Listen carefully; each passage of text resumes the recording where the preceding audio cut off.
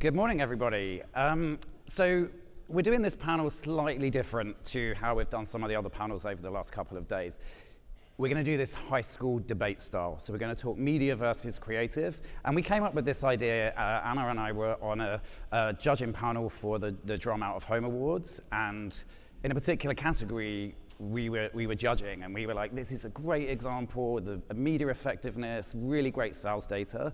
And there were some creatives on the judging panel too, and they were like, this is awful. The creative looks terrible. And we had a huge big debate about, is it good because it was effective media, or was it bad because it was bad creative? So that's how we've kind of come up with this panel today, and we've got some great experts who are going to be our panelists. So Claudia's for the CEO of Americas for Altermark is going to come up, and she is going to be defending media of why that is the most important. Shing, who is industry luminary, most of you probably know him, digital guru. He's going to come up and be talking about why creative's the most important. And then we have Sheena, who's the VP Marketing Communications Director at Jack in the Box, and then Kasper, who is the head of Out of Home for Brex, who are going to join us as a panel discussion afterwards, so that we can then sort of look at it from a client perspective of their viewpoint. So please welcome to the stage my panelists. Thank you. Hello.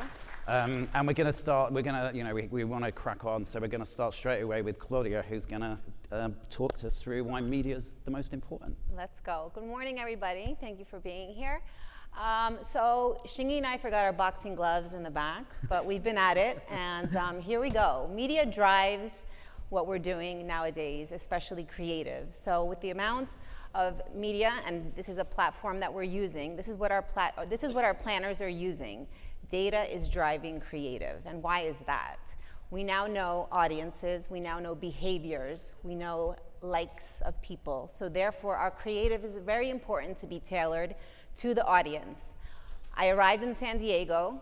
I was at the airport, baggage claim, and who greeted me? OAAA. Claudia, welcome to San Diego. We can't wait to have you at our conference.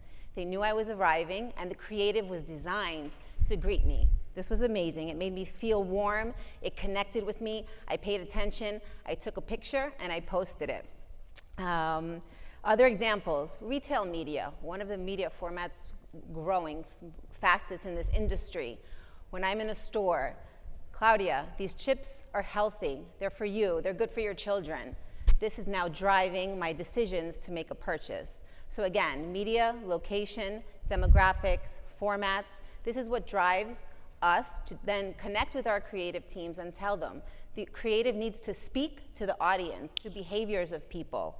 Other examples, nowadays I believe that not only do we have data of behaviors and people and audiences, but also current events, news. Last week, 2 weeks ago, perhaps organizations for human rights could have been around Columbia University and tried to get people to donate to human rights organizations or to volunteer. At that moment, there was an intensity in our society. I almost believe that our out-of-home media teams will start to also integrate journalism and current events. Perhaps Brent Baer can help us and educate us, because what is happening at the moment, immediate information, we're almost having real-time data constantly delivered to us. This will adjust our creatives. A month ago, Ultra Music Festival, the largest electronic music festival in Miami, was canceled. Where did everybody go? You had an audience of over 5,000 people with nothing to do. When we are fed immediate information, current news, we can adjust creatives. Hey, everybody, I have a bar two blocks down the street. You can't go to Ultra? Come to my conference. So data, information will start to drive creative so that audiences can say, it's speaking to me. I'm going to follow that. Let's go. Thank you. Shing, now it's your time to defend and come up and say why creative's the most important part. Okay. Good morning, everyone. I'm tired. And the reason I'm tired is I hear the media is the message. All the time. Raise your hand if you think creative is more important than media. Right, oh, thanks. More hands than I expected. Okay, so let's talk about that then. If you look at somebody like that quote, by the way, is by Marshall McLuhan, the incredible media theorist of the 30s. Here's why media is bullshit. The reality is, if I ask you the first ad that you remember or recall, could somebody tell me what it is? Think different. Think different? For me, it was a radio jingle, probably. I'm from Australia, as you can tell. Well, I hope you can tell. Unless you want to get in a bar fight, well, call me British. But there's something interesting for me. I grew up with this jingle for Holden cars. And it wasn't the media, it was clearly the creative. And the idea is that you don't have media unless you have creative. So this whole topic is kind of a bit off because it's a symbiosis relationship. The problem is we have media agencies and creative agencies, and I get very, very frustrated at all industries when we say that the challenge is that creative isn't part of the working media dollars. That is the biggest bullshit statement I've heard, period, full stop. Because the truth is, as creatives, we love the media. As media, you must love the creative. The thing that was celebrated last night at the awards was creative. How it was placed just happened to be part of, I believe, what would be considered the subliminal advertising world. Because it's there, they will come. It's there, it's frequency. There's all these things that we have around these signals of data to try and reinforce us.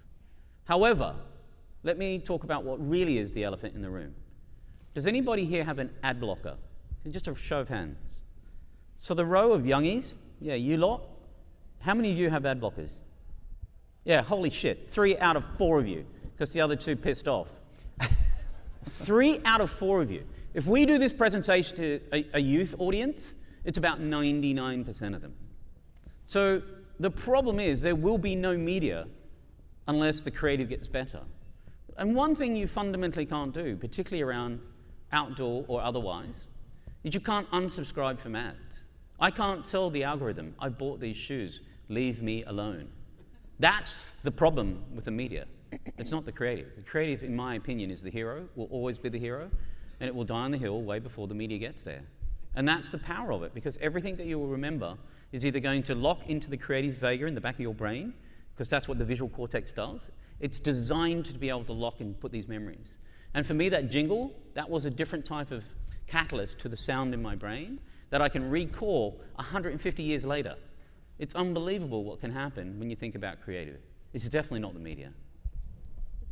Over to you. Thank you. Right, gloves on, you two, fight it out.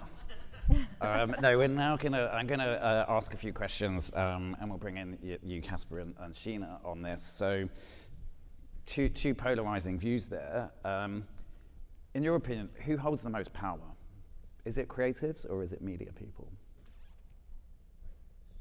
The brand. Okay. Honestly, the brand at the end of the day. And I think it's up to the brand to make the two work together. I think both people said some really great things, but at the end of the day, a great creative idea that never gets seen maybe wasn't such a great creative idea. So you need the media to get the idea out there. Anything to add, Kasper? Yeah, absolutely. Great points on both sides. In my experience, I work with a lot of brands that nobody has ever heard of before. Lots of startups, Series A, B. And from that angle, media is so important because of the fragmentation that's out there, right? The proliferation of fragmentation is just insane. And out of home is that channel that just can be skipped, can be ad blocked, right? And uniquely so in the Bay Area, just the commuting patterns of, Silicon Valley and San Francisco is a single highway, right? 101. And we call it the VC superhighway, and the startups love it, right? And so in that sense, media is definitely the key player just because these brands are unknown and need as much share of voice as possible. At the same time, when I see creatives that are clearly their banner ad that has been upsized to fit a 14 by 48, we have a phone call, and we talk about how this is the outdoors. Like, I can't publish this novel on the billboard, 7 words or less, contrast, make sure your logo is large enough. So, it's all of those factors that play together. But yeah, in my unique situation, I guess both play an important role. So, Sheena, you said about, there's no point having great creative if no one sees it. What comes first for you? Is it creative idea, or is it media, and then you think about creative after? Or is it something completely different? It's actually, for us, something completely different. It more so starts with an overarching strategy and a purpose and the audience. Who are you talking to? And a lot of times it's an insight. Some of the best work we've ever done stemmed from an insight, and then that insight was taken to our media and creative teams, and together they generated some really great work that was, the best performing work we've created. Cool. Kasper?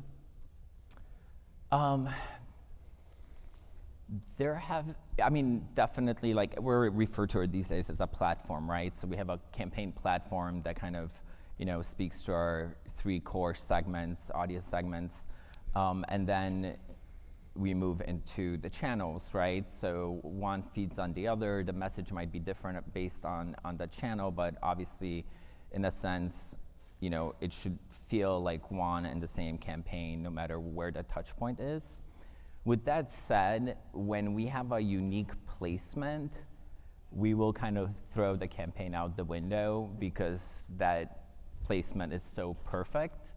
And an example of that is the first billboard you see coming off the Golden Gate Bridge would just never sell because it had a tree in front of it, right?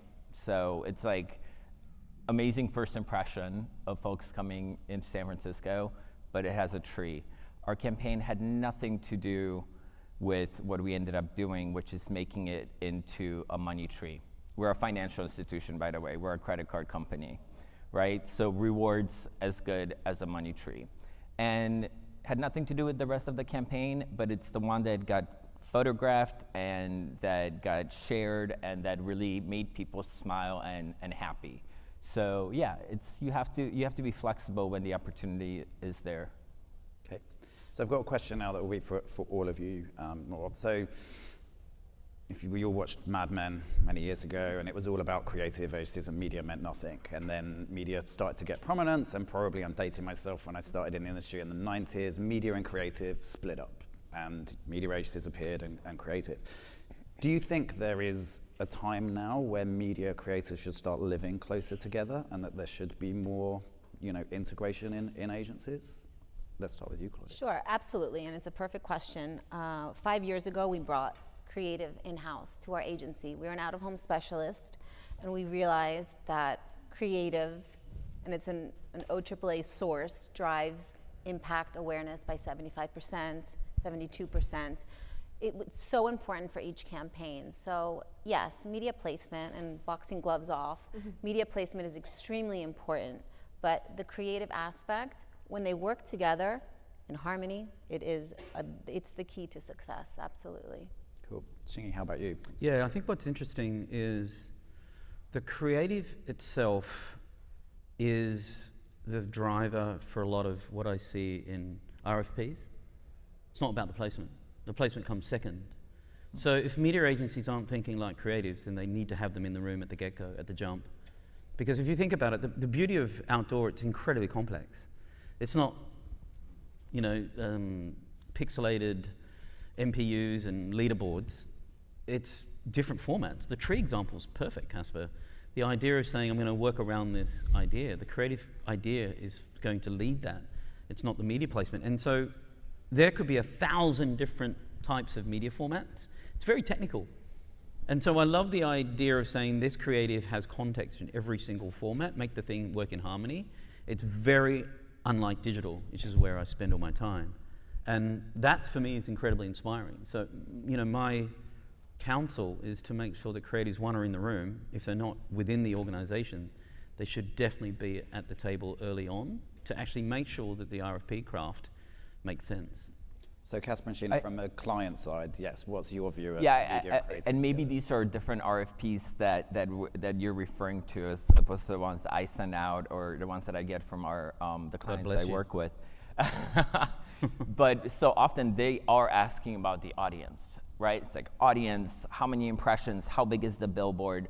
And really in our conversation, what I really try to help them understand is to like not think so much, and some of you in the audience have heard me say this, to think about counting impressions, but about making an impression.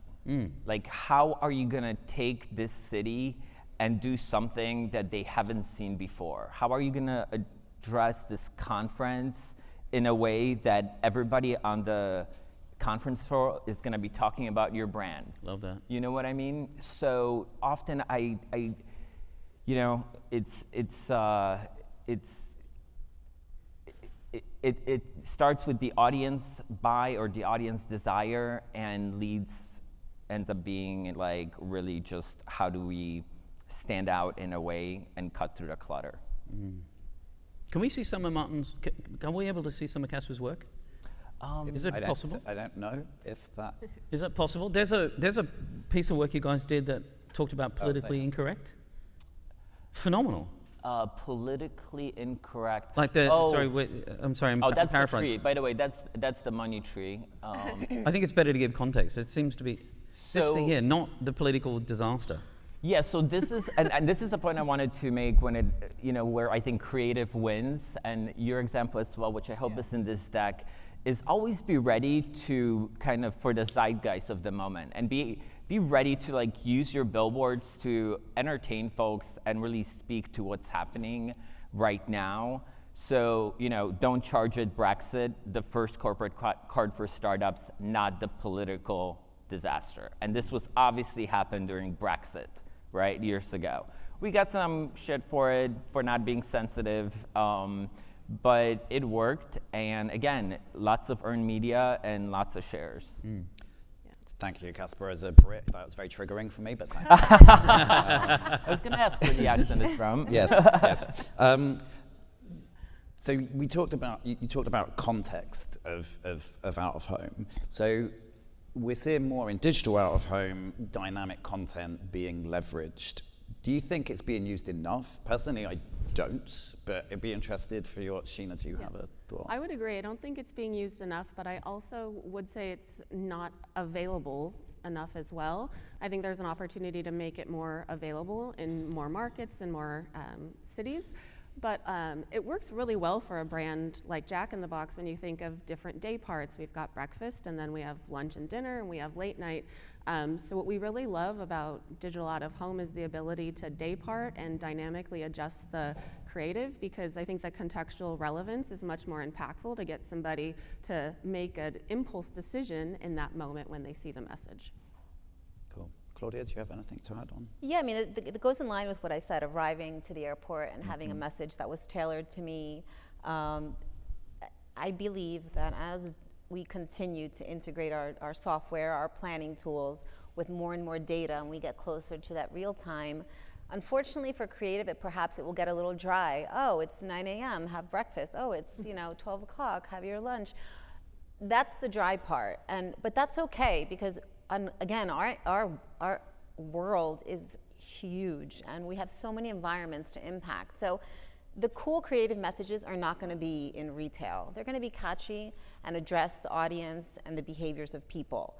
Where you will have your arena to shine is more impressive canvases, right? So large formats, cool locations, entering San Francisco, your Times Square, your Piccadilly. This is where perhaps a cool new shopping, market in a up and coming neighborhood, murals. This is where perhaps the more creative side will be able to shine. Whereas we still have the other environments that are truly delivering those, the news to people, adjusting. It's raining, come buy an umbrella down the street. So. Okay. We could talk about this forever. We're running out of time, so I just want to close with a final question. Out of home's always been seen as kind of a creative channel. You said, Shing, if like the amount of times we will get a creative brief and 90% of the mock-ups are in out-of-home. But yeah, it doesn't, and the creatives love it. Yeah, it's not translating into media. So a lot of the people here are media people. If you could leave a closing thought each for them, it's like, what's the media side not doing well enough to be putting more spend into out-of-home when it seems that creatives do love creating for it? Anyone want to jump in first on that? And it's a bit of a big question to finish off with, but. If I understand your question correctly, I think you as vendors, one thing you have to become more comfortable with is like, you are the experts. You know your formats best. And a lot of designers these days are designing for screens this size that are like right there, right? So don't be afraid to let them know when the creative you end up, they send in just doesn't make sense for the out of home. Just don't be afraid. Be the expert, and it can be done in really calm and beautiful ways. And number two, investing in out of home and not having a social media strategy behind it is a waste of investment. And the one thing you can do to make that easy on your clients is make sure you have awesome photos, maybe a video when it's digital and full motion. So those little things, I think, make a huge difference as far as what you can bring to the table for especially clients who are new to out of home. Anyone else? Can I say one thing? Of course. Very, very, very quickly. The digital ads are interruptive, period, full stop. Outdoor, the power of outdoor is it's more integrated. And that, for me, is a total game change. So that's how media should lead. Being integrated, not an interruptive, which is where digital lives. Contextual. Cool. Absolutely. Well, I think then, if, and this isn't a new thing that I've said, that I've just thought of, but I've said it before. So I think we always talk about content is king.